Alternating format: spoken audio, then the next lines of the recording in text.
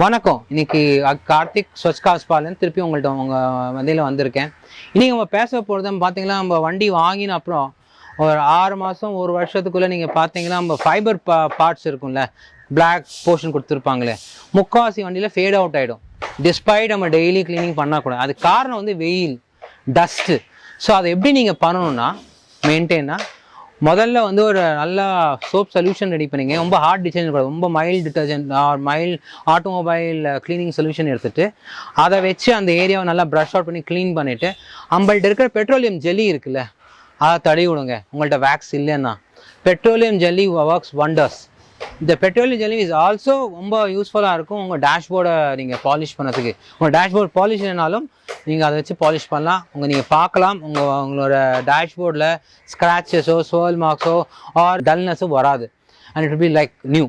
Once again, this is Karthik Sriram from Swachh Car Spa.